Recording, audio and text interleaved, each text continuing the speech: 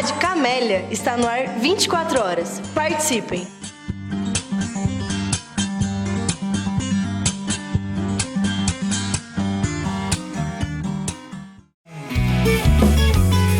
Você está ouvindo Hiperbólico. Perguntas em movimento. Movimento.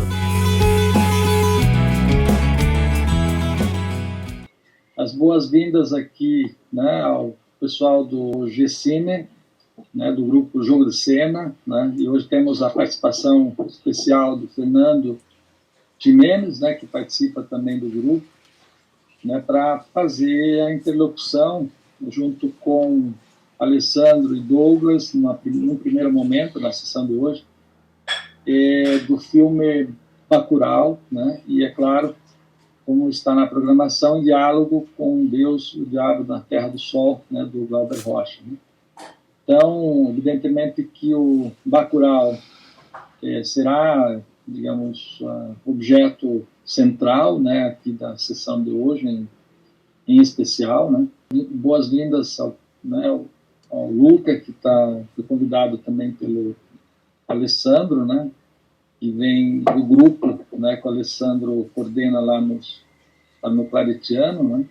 Então, todos aí bem-vindos, todas bem-vindas, e vamos ao trabalho. Então, só para relembrar, nesse semestre, essa edição da Educação Filosófica está voltada justamente à discussão do cinema como formação política e educação estética, né? Quer dizer, como tema aí central, né? E o formato é justamente esse. Nós decidimos não projetar os filmes por aqui, o que avaliamos que seria muito cansativo, né?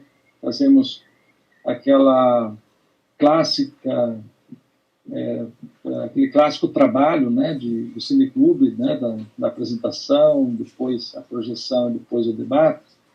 E aí nós justamente fizemos a proposição, construímos conjuntamente o programa, e a proposição de que cada um assistisse antes o filme ou os filmes, e teríamos na sequência, na semana seguinte, né, o debate do filme. Então hoje nós estamos, na verdade, inaugurando, né, digamos, esse formato,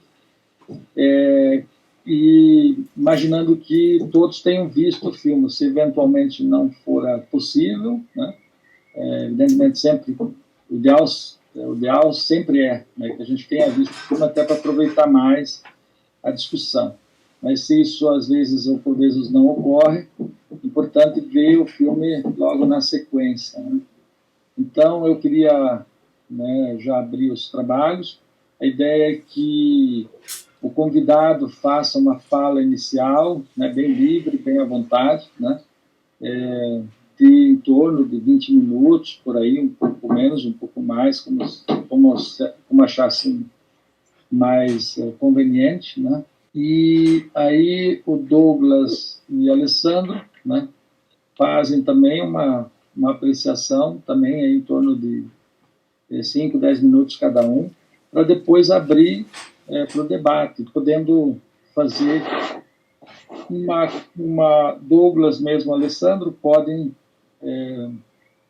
propor um diálogo com aquilo que acharem melhor, com o Fernando, e aí nós abriremos para o grande grupo, né, para todos poderem, né, colocar suas impressões, suas compreensões acerca do filme, enfim, tá?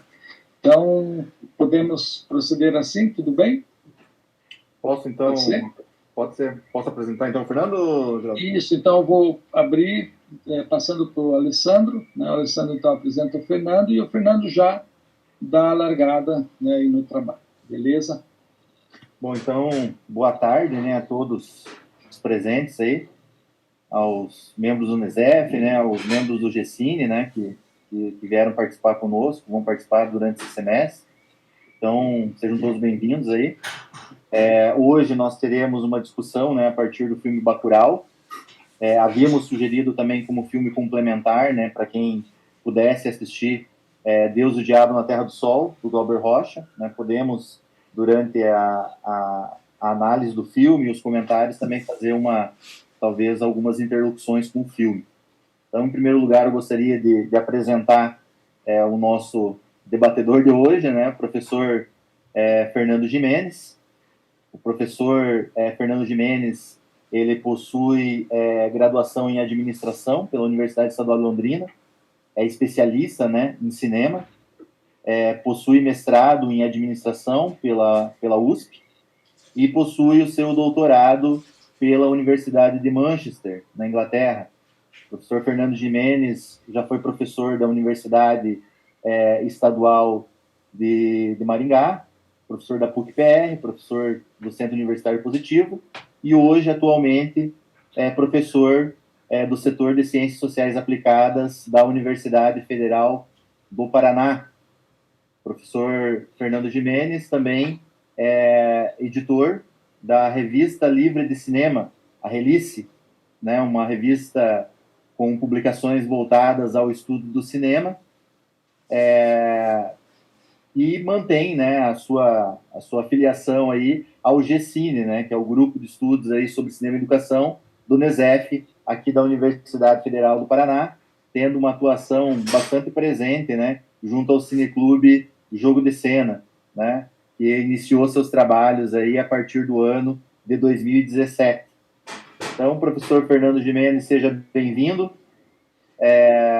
Vou passar a palavra para o professor Fernando Gimenez aí, em torno aí disso que o professor Geraldo falou. Eu havia passado para ele em torno aí de uns 30 minutos, Geraldo, mas eu acho que está de bom tamanho. Qualquer coisa, não tem problema, professor Fernando. Pode utilizar aí, inclusive, aí o tempo aí que o professor, dentro desse tempo aí, desses 30 minutos, se achar necessário para apresentar o filme.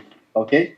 Bom, boa tarde a todos. Primeiro, eu queria agradecer o convite do Alessandro, do Geraldo. É um prazer poder falar para vocês, mesmo que virtualmente, a essa distância, rever alguns dos colegas do nosso cineclube, do GCine, né? Escrevi um texto para facilitar a minha fala para vocês, né? Porque, como vocês puderam perceber, a minha formação acho que é surpreendente para alguns, né? Sou da área de administração e estou aqui falando de cinema, mas cinema faz parte da minha vida há muito tempo, né? E alguns anos atrás eu resolvi fazer uma especialização em cinema. No momento em que criei essa revista que o Alessandro comentou, né? Convido todos a conhecer uma revista aberta na internet, vocês não precisam nem se cadastrar para ler os artigos, né? E até queria já fazer uma propaganda dela. A gente publicou na semana passada um dossiê com 11 artigos sobre cinema e literatura de viagens. É um dossiê muito bacana, assim, inclusive tem um texto, uma abordagem filosófica do Walter Benjamin, que alguns de vocês devem conhecer bastante, né, assim, e é um dossiê que eu tenho uma parceria com um professor de Portugal, o Jorge Carrega, da Universidade do Algarve, e todo ano a gente publica algum dossiê junto, né, e esse ano ele veio com essa proposta. Então, está lá, consulte, são 11 artigos, tem alguns textos de autores brasileiros também, inclusive aqui de Curitiba, o Fernando Severo, que é de Curitiba, professor de cinema, que alguns devem conhecer, né? Mas, assim, então fica o convite, né? E eu vou ler para vocês esse texto, não é um texto muito longo, né? Estava achando difícil preencher 40 minutos com um texto, mas, assim, eu fiz uma escolha de apresentar para vocês algumas informações factuais que eu tenho sobre o filme, sobre os seus diretores, e depois dar as minhas impressões, né, ou a minha reação ao filme em si, né? Eu não vou fazer a ligação com Deus, o Diabo na Terra do Sol, né? Vou deixar isso para o Douglas e para o Alessandro, né? Mas depois a gente vai interagindo, né? Eu dei até um título para a minha fala para vocês, né? Que é na forma de uma pergunta, né? É Bacurau, uma distopia utópica, né? Juntando duas palavras aí opostas, né? Assim, então, eu começo minha fala... Vocês estão me ouvindo, né? Sim. Ok. Então, eu começo minha fala com algumas informações sobre o filme e seus diretores, né? Ele é um filme co-dirigido pelo Kleber Mendonça Filho e pelo Juliano Dornelles, né? O Bacurau é uma coprodução franco-brasileira, não sei quantos observaram isso, né?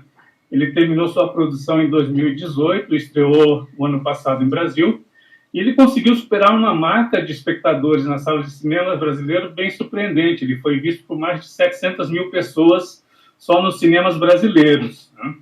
Então é um filme assim para filme nacional de muito sucesso, né? O seu resultado colocou o Bacurau na 8ª posição entre os filmes brasileiros de maior público em 2019 nas salas de cinema, né?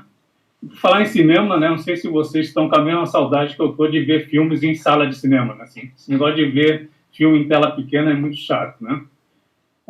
Bacurau é o 4º longa-metragem do Kleber Mendonça Filho e é o primeiro de Juliano Dornelles, né? Embora o Juliano Dornelles tenha uma carreira também no cinema, mas como diretor, esse é o primeiro filme dele, né? Os dois cineastas são integrantes de uma safra de cineastas de Pernambuco, né, que tem ajudado a diminuir um pouco essa concentração de produção de filmes brasileiros no eixo Rio-São Paulo, né? Sei quantos de vocês acompanham o mercado de cinema, é uma coisa que eu gosto de ler muito, né? Assim, praticamente entre 80% e 85% dos lançamentos nacionais vêm do eixo Rio-São Paulo, né? E nos últimos anos a gente tem visto alguns estados avançando nesse mercado e Pernambuco é um desses exemplos, né? Ele é também o 2º filme brasileiro a ser premiado no certame geral do Festival de Cannes, né? Isso acho que todo mundo está sabendo, né? E se vocês se lembram, o primeiro filme a ser premiado em Cannes, né, foi O Pagador de Promessas, de 1962, né? Então a gente levou aí 57 anos, né, para ter um filme brasileiro premiado no certame geral, né? O Brasil já teve outros prêmios em Cannes, mas no certame geral esse é o 2º filme premiado, né? O Kleber Mendonça Filho foi o diretor também de 2 filmes brasileiros que talvez alguns de vocês tenham visto, foram muito bem recebidos pela crítica, né? E também com algum sucesso de público nos cinemas, né? Ele lançou Aquários em 2016, que teve pouco mais de 350 mil espectadores, na metade do sucesso do Bacurau. E ele também foi o diretor, né, do Som ao Redor, de 2013, que teve pouco mais de 95 mil espectadores, né? Por outro lado, o Juliano Dornelles atuou na direção de arte de O Som ao Redor, junto com o Kleber Mendonça Filho, né? E na produção de arte de Aquários, né? Então, eles têm uma parceria já de algum tempo. Mas o Dornelles, ele participou de um filme que eu acho assim que é fantástico, não sei se quantos de vocês viram, que é um filme de 2005, do Marcelo Gomes, que se chama Cinema, Aspirinas e Urubus, né? Na verdade, na minha percepção, né, esse filme foi o primeiro sucesso do cinema pernambucano no século XXI que a gente está vivendo, né? E em 2005 atingiu a marca de 105 mil espectadores, né? Só para posicionar vocês a respeito da presença de Pernambuco, né? Entre 2005 e 2018, a presença no mercado aí de cinema apresentado nas salas, na chamada janela de salas de cinema, Pernambuco lançou pouco mais de 50 longos, né? E para comparar, nós aqui no Paraná, nesse mesmo período, nós conseguimos lançar 27 filmes nesse período, né? Mas isso assim, é só para contextualizar, não importa muito aqui, acho que na nossa discussão, né? Mas só para chamar a atenção que eu acho que assim, é um tipo de filme que nem sempre a gente tem acesso, né, do cinema nacional, que vale a pena buscar, né? Então, assim, além disso, né, eu acho que Bacurau, né, começando a falar mais diretamente dele, compartilha, em minha percepção, com muitos filmes dessa produção contemporânea de algumas qualidades técnicas, vamos dizer assim, né? Entre essas eu destaco algumas. Por exemplo, né, assim, um cuidado de produção muito forte, né, uma produção muito acurada, né? Uma boa direção de arte, a gente sempre tem assim, um prazer estético de assistir esses filmes, né? Assim, o uso de trilhas musicais muito bem escolhidas, especialmente Bacurau, né? Começa, se não me engano, com a Gal Costa cantando a música do Caetano, tem a música do Vandré. É uma trilha sonora assim, muito bem cuidada, o som também, né? Em particular, é acima da média. O cinema brasileiro sempre tem um problema com qualidade de som, né? E no Bacurau a gente não percebe isso, né? E para mim, assim, que chamou muito a atenção, né? As filmagens noturnas e as panorâmicas, né? De paisagens que são muito bem feitas no Bacurau, né? Então, assim, em síntese, eu acho que é uma estética muito bem executada, né? É um filme que faz pensar e, ao mesmo tempo, agrada visualmente, né? Ou seja, assim, a gente reflete no que a gente está vendo e a gente tem esse prazer visual de assistir algo muito bonito também, né? Isso eu acho que é algo comum nesses filmes pernambucanos contemporâneos, né? Que todos eles têm esse cuidado, né? É o que eu chamo assim de uma tentativa de conciliar arte e indústria, né? Ou seja, é um filme que mexe com a gente enquanto uma obra de arte, mas também toma o cuidado de marcar presença nesse mercado que faz parte da nossa vida, né? Eu não sei, né? Por sinal, assim, muita gente não gosta de assistir o filme, os créditos finais do filme, né? Eu sou aquele tipo de cinéfilo que vai assistindo até o final, né? E ao final do Bacurau tem uma observação bem bacana. Ele diz assim que o Bacurau permitiu, né, a produção do filme permitiu ou gerou 800 empregos, né? Seja um alerta aí no final do filme sobre a importância do setor de audiovisual para a economia brasileira, né? Então, nesse contexto aí, rápido que eu estou falando para vocês, eu vou agora dar um pouquinho as minhas impressões ao assistir pela segunda vez, né? Na verdade, eu tinha assistido o Bacurau o ano passado numa sala de cinema, né? E agora, ontem e hoje, eu reassisti na tela do meu computador, né?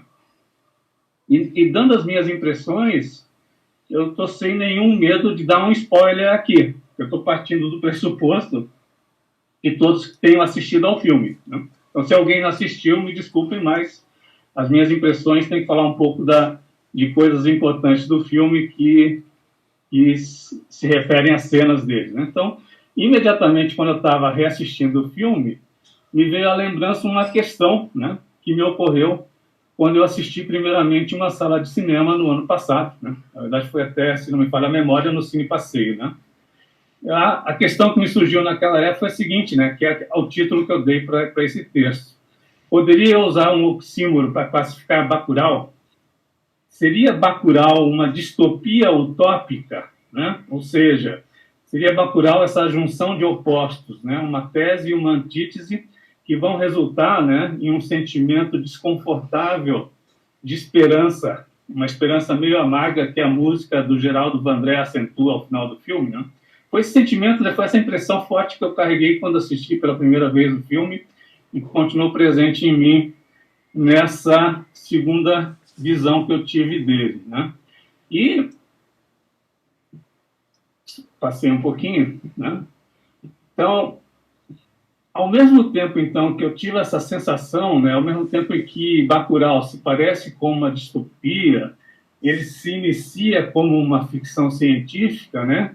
É estranho, né, que o filme usa da estética dos faroestes de Hollywood ao mesmo tempo, né? Então, assim, por exemplo, né, eu nunca gostei muito de faroeste, né, mas há muitos anos atrás eu fiz um curso sobre os faroestes norte-americanos, né, e me lembro, assim, que o professor na época chamou a atenção para uma coisa peculiar dos faroestes, que é o uso das panorâmicas amplas da paisagem, né, e a gente vê essa estética muito presente no Bacurau, né, amplas panorâmicas da paisagem do agreste nordestino, né? E o filme foi filmado no interior do Rio Grande do Norte, num povoado chamado Barra, né? Em dois distritos, um distrito de Parelhadas e Acari. Então, assim, é o interior do Rio Grande do Norte, o interior do país que eu conheço muito pouco, nunca tive nessa região, né? Mas que lembra, assim, na forma de filmagem um pouco da estética dos faroestes, né? Assim, e também do faroeste tem uma coisa interessante na trama, no roteiro do filme, que é a história muito usada nos faroestes de Hollywood, né? A história de um grupo de homens e mulheres de um local que se preparam para enfrentar o ataque de um bando de malfeitores, né? Há muitos filmes clássicos de faroestes em que a população de determinado local vai enfrentar o ataque de um bando de malfeitores, como eu digo. Então, assim, essa ideia, né, que está presente nesse filme, de futurismo misturado com faroeste, né, que leva uma coisa assim muito antiga, de uma realidade. E até coloquei uma pergunta para mim mesmo, né, que eu tento responder, que seria Bacurau um Blade Runner caboclo, né? Ou seja, no qual, né, ao invés dos replicantes, são os nativos que devem ser aniquilados, né? Ou é Bacurau que deve deixar de existir, né? Simbolicamente, né? Então já vai aí o primeiro spoiler para quem não viu o filme, né? Esse extermínio começa quando Bacurau já não está mais no mapa, né? Então é um extermínio simbólico, né? De todo um vilarejo que aquela população vai se preparar para resistir a isso, né? E no roteiro do filme é um professor, né? O professor, um dos personagens centrais do filme, e junto com os alunos, que primeiro descobrem que Bacurau não está no mapa da internet, né? Nem mesmo é encontrado por satélite, né? Então, ou seja, algo estranho acontece naquele vilarejo, né? E voltando agora para o início do filme, o Bacurau se inicia em uma região indeterminada no oeste de Pernambuco, né? Em algum tempo do futuro, não se diz exatamente que tempo é esse, né? Em que a água parece ser o principal problema da região, e isso não é nada diferente do nosso mundo contemporâneo, né? Aliás, né, quem diria que em Curitiba estaríamos passando por uma crise hídrica em 2020, né? A água é um problema para a gente também, né? E as imagens iniciais do filme, né, após aquele belo passeio pelo espaço, né, que nos traz com um zoom até a Terra, vão mostrar para a gente uma mulher e um homem em um caminhão, passando por um acidente envolvendo o transporte de caixões funerários, né? Além do acidente e dos caixões, me chamou a atenção também a má condição da estrada, toda esburacada. Eu senti uma estranheza inicial que vai aparecer em outras cenas do filme, né? Como a cena que eu mencionei anteriormente, né? Mais por meio do filme, que é descobrir que Bacurau não está no mapa da internet, né? Ao mesmo tempo, né? Esse futuro que é indeterminado, né? Me parece que não é muito distante e é muito parecido com o nosso presente, né? Então, é um filme assim que me causa estranheza, né? Vai causando estranheza no espectador, né? Se eu for um espectador médio, né? Desse filme. Me chamou também a atenção, né? E no trajeto pela estrada, né? Surge uma escola abandonada, né? Assim, as ruínas de um prédio escolar muito simples, né? E que me levou a pensar se isso representaria o descaso pela educação dominante no país, né? Na verdade, as minhas impressões do filme são muito no sentido de que eu interpreto esse filme como uma metáfora de várias coisas presentes na nossa sociedade, né? Ou seja, então essa sensação de descaso pela educação, por exemplo, seria acentuada pela cena do caminhão basculante despejando uma grande quantidade de livros em frente a outra escola no vilarejo. Essa sim funcionando, né? Assim, então, aquela cena, para mim, é uma cena assim, muito violenta, né? Simbólico de um descaso com a educação, em que uma biblioteca é transportada numa montanha de livros e descarregada em frente a uma escola sem nenhum cuidado, né? Mas, assim como a água, né, eu entendo que a morte também é um tema central no filme, obviamente, né? Como a própria cena dos caixões esparramados pela estrada diz para a gente, né? Ao chegar a Bacurau, né, o vilarejo parece deserto, é mais uma sensação estranha que a gente tem assistindo o filme, né? A mulher que está vindo no caminhão passa por outra mulher que é interpretada pela Sônia Braga, a Domingas, né? Que se mostra em uma janela e cumprimenta a que está chegando na cidade. E depois, logo depois, a gente vai descobrir que toda a população, praticamente toda a população do vilarejo está no velório de Carmelita, né? Daí tem uma cena marcante para mim nesse trecho, que é o momento do discurso do professor, filho da Carmelita, né? Que ao se despedir do corpo da mãe, né? Fala, né? Dos descendentes de Carmelita, da diversidade de descendentes que Carmelita teve, né? E a gente aprende nessa fala sobre essa figura central do povoado, né? E também sobre um valor fundamental que eu acho que é um contraponto ao que vem pela frente, né? O professor, que me fugiu o nome dele agora, do personagem, né? Ele diz assim que entre os descendentes de Carmelita teve de tudo, né? Mas nenhum ladrão. Eu acho que ele está sintetizando um valor fundamental aí, que é a honestidade, né? Que para mim é um contraponto ao que está por vir na figura do prefeito local. Então, assim, de novo, né? Essa metáfora da nossa sociedade contemporânea, onde a gente vê a figura dos políticos, né?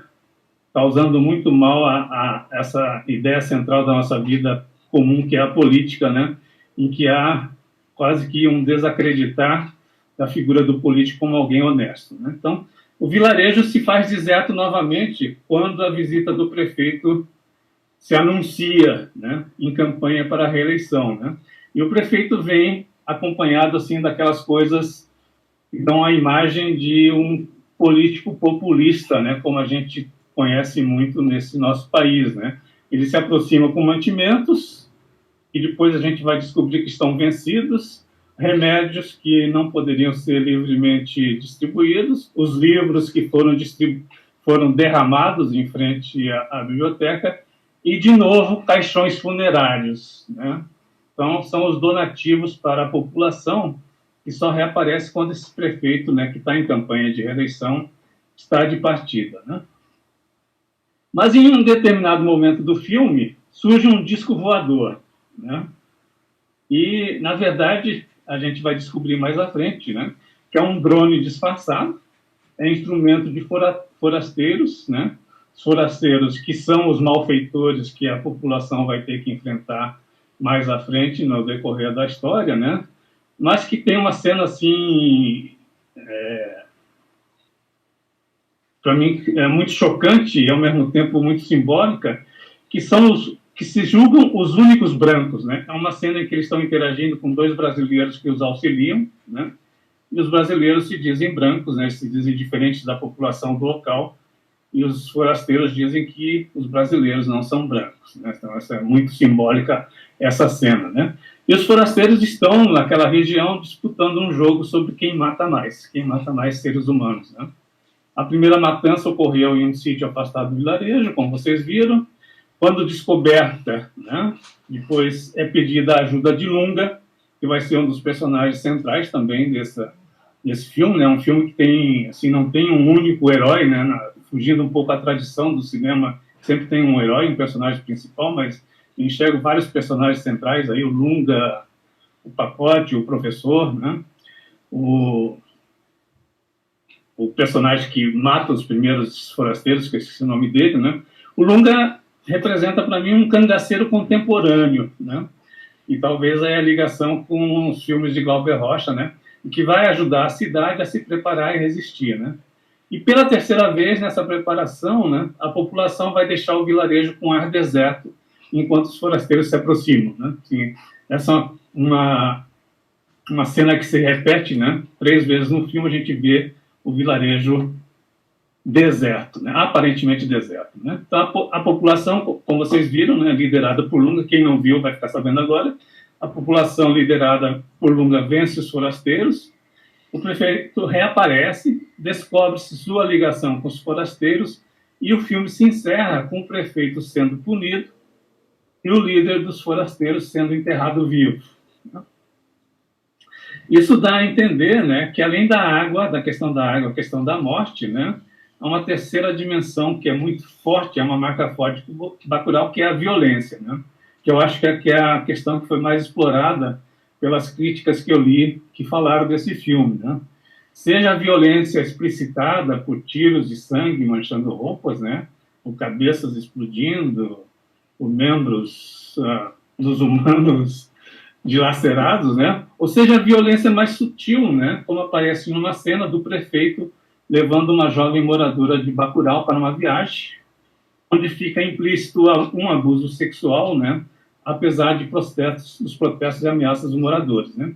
Daí encontrei, né, um texto, um comentário feito sobre o filme no El País, escrito por um professor, se não me engano, do Rio de Janeiro, da área da filosofia também, se não falha a memória, chamado Rodrigo Nunes. E em comentário, ele diz que o filme explora um gênero, nessa questão da violência, um gênero cultivado por Tarantino e Robert Rodrigues, né? E o professor Rodrigo Nunes vai chamar esse gênero de filme B, de fantasia de vingança coletiva, né? Ou seja, a violência assim se fará presente também na reação da população, né? Ou seja, então, porque quando a gente assiste filme, a gente tem dificuldade de dizer que gênero de filme é, né? É ficção, é faroeste, o que é isso, né? Embora isso não seja muito importante, né? E para mim, né, a hora que eu li isso, eu falei, nada mais filme B do que aquele drone disfarçado de disco voador, né? E nesse momento, esse disco voador, me levou à minha infância. Eu já estou com 63 anos, né? Então, na minha infância, muitos de vocês não eram nem nascidos ainda, né? A maioria não era nascido, né? Mas a minha infância, nos primeiros tempos da televisão em Londrina, que eu sou londrinense, sou pé vermelho, quando eu assisti às aventuras de National Kid, uma série japonesa de ficção científica que os mais jovens provavelmente nunca ouviram falar, né? Mas tinha lá no National Kid discos voadores como esse do Bacurau, né? Uma outra coisa que me faz pensar nessa questão de interpretação metafórica, né, é a exposição das cabeças degoladas dos forasteiros, né? Isso vai rememorar um momento histórico do cangaço brasileiro, né? Há uma célebre foto de Lampião e alguns dos seus companheiros, né?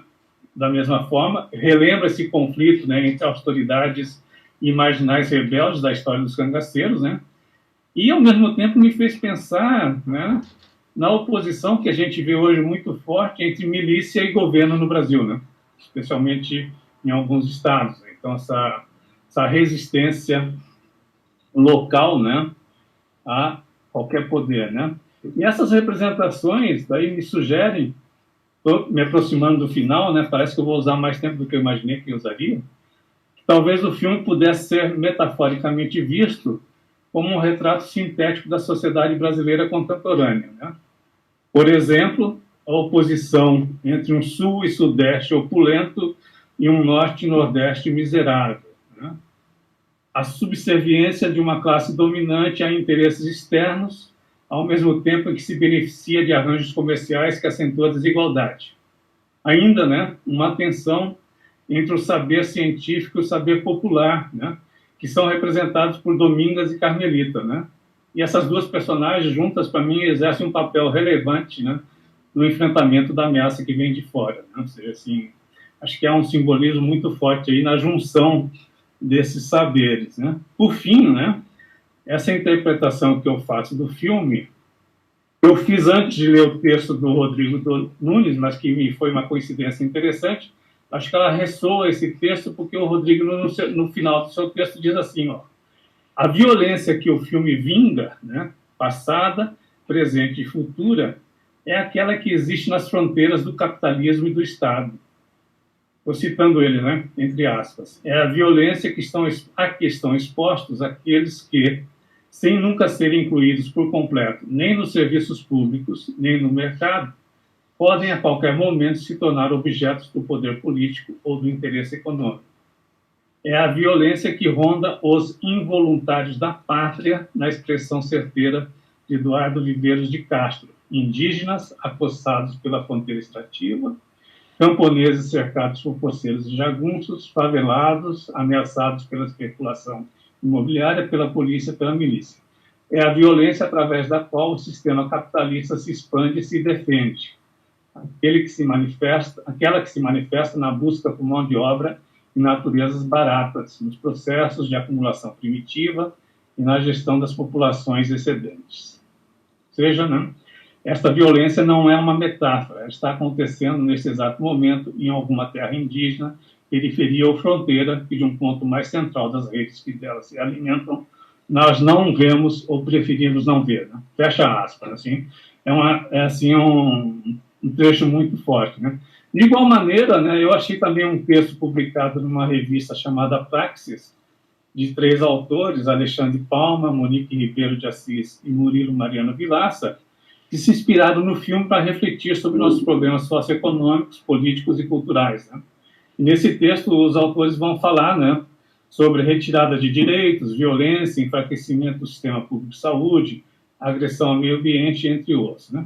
Enfim, né, concluindo essa minha percepção do filme, essas leituras que eu acabei fazendo, né, eu acho que eu dou uma resposta positiva à pergunta que eu fiz no começo do título, né? Eu concluo que Bacurau é mesmo uma distopia utópica, né? Eu estou meio pessimista hoje em dia, né? Os movimentos finais do filme dão aquela sensação amarga de uma esperança que nós sabemos que não concretizará. É isso, pessoal.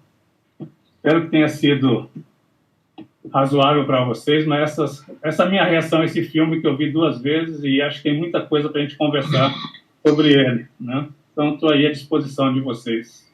Ótimo, Fernando, obrigado.